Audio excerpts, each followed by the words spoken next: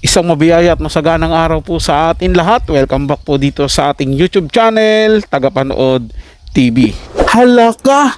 Eman ba ko sa Pacquiao? Sinagot na ni Jillian Ward? Yan po yung ating bibigyan ng komento, reaction, opinion sa araw na ito. Pero bago po tayo magpatuloy, nais ko lang po kayong pasalamatan sa inyong walang sawang panonood at pagsuporta dito po sa ating channel. At sa mga hindi pa po nakapag-subscribe dito sa ating channel, lalong-lalo na po sa mga bagong napadaan lang, huwag niyo po sanang kalimutan na mag-subscribe at i-hit ang notification bell para lagi po kayong updated sa mga bagong video na ilalabas natin. Isang like, share, and subscribe mga tagapanood. Napakalaking bagay po niyan sa ating channel at libre lang naman ang mag-subscribe. Kaya naman, mag-subscribe na po kayo mga tagapanood. Simulan na po natin ang ating reaction video sa araw na to mga tagapanood. Let's do this! Friends po kami for now. Magkaibigan po kami for now? Ito ang diretsahang pahayag ni Eman Bacosa nang tanungin tungkol sa tunay na estado ng relasyon nila ni Jillian Ward. Pero imbes na matahimik ang usap-usapan, lalo lang itong nagpainit sa social media. Sa isang panayam, kalmadong inamin ni Eman na hanggang pagkakaibigan pa lamang ang namamagitan sa kanila sa ngayon. Wala raw dapat bigyan ng ibang kahulugan ang madalas nilang pagsasama at sweet interactions. Ngunit para sa mga fans, tila may kulang sa sagot ng boxer, lalo na sa paraan ng kanyang pagngiti at pag-iwas sa ilang follow-up questions. Agad namang umapaw ang reaksyon online. Marami ang nagsabing, "For now?" Ibig sabihin may possibility? Ang salitang for now ang siyang pinagtuunan ng pansin ng netizens. Dahil para sa kanila, hindi ito tuluyang pag-deny kundi parang pag-amin na may something na pwedeng lumalim.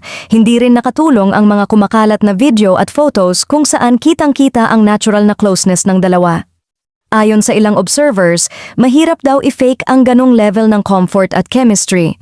May mga fans pa nangang nagsasabing, hindi na lang ito basta friendship vibes.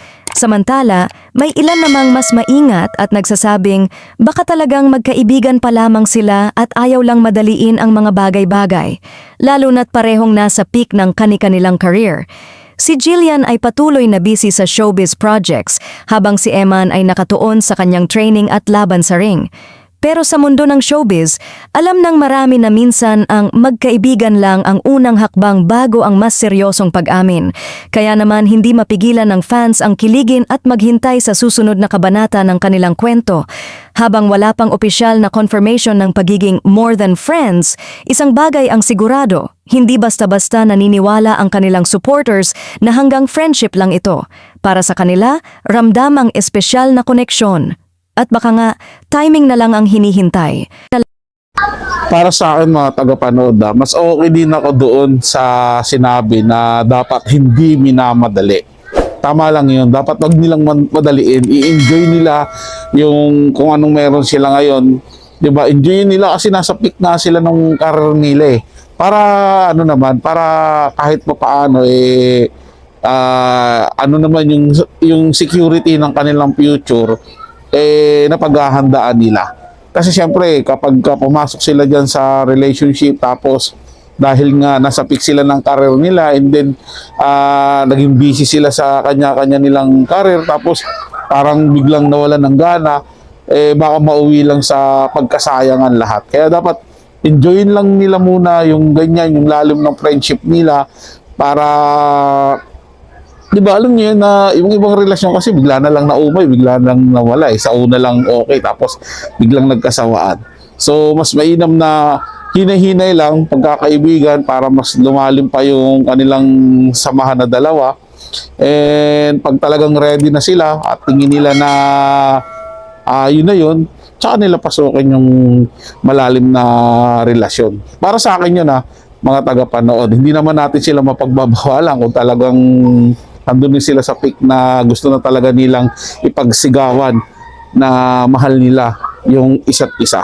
Yun lang naman ay para sa sarili kong opinion at pananaw para naman kahit papaano hindi sila matulad dun sa mga nauna na matagal nagkaroon ng relasyon tapos sa dulo nagkahiwalayan. Dapat baliktarin nila ngayon, magsimula sila sa pagkakaibigan lang para tumagal para lumalim yung kanilang samahan at maging sila at hindi na sila magsasawa kasi alam na nila yung bawat galaw nung isa't isa.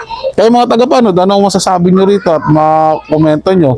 I-comment nyo dyan sa ating comment section, babasahin at pupusuan ko yan mga tagapanood. Sige lang po mga tagapanood, ito ay comment at opinion lamang, wala pong personalan. Paalam po at mabuhay po kayong lahat. Maraming salamat po sa inyong panonood.